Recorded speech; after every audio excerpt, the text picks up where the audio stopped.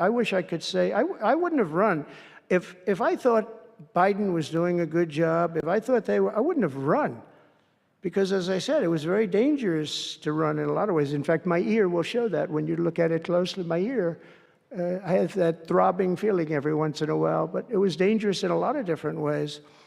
But he was so bad that I had no choice but to do it. If I thought he was doing a great job, I wouldn't have run, and I would be very happy.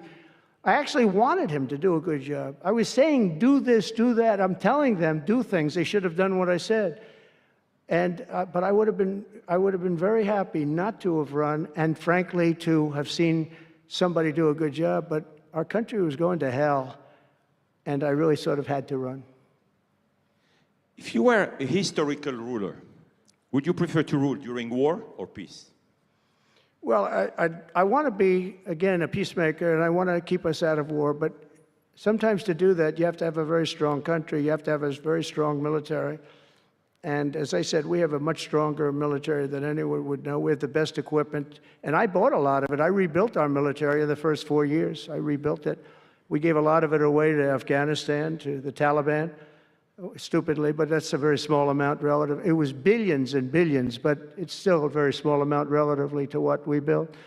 But I largely rebuilt our military. Now I'm going to have to do it again because so much has been given away, so much has been treated so badly.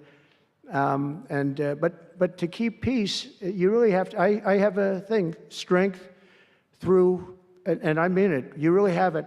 You have strength, and you need the strength, but it's really peace through strength, because without the strength, it's going to be very hard to have peace, because you're going to be taken over, bad things are going to happen, so you really want to have peace through strength, and that's where I've done it. Having strength, having power in that sense to protect yourself and your people is a very important thing. Hopefully you don't have to use that power. I would tell you, I was dealing with President Putin very successfully on denuclearization. We were talking about it very seriously, and then COVID came and lots of things came, and we had also talked to China about it. Now, Russia and us have the biggest nuclear by far.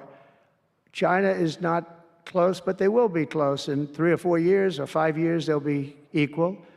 But we were going to talk to China, and I spoke to President Xi about it very successfully. I think we were going to denuclearize it. We had to get the smaller nuclear powers, of which there are 4, 3 maybe, but 4 probably, to do something. We would have been able to do that. But I was having very strong talks with President Putin about denuclearization.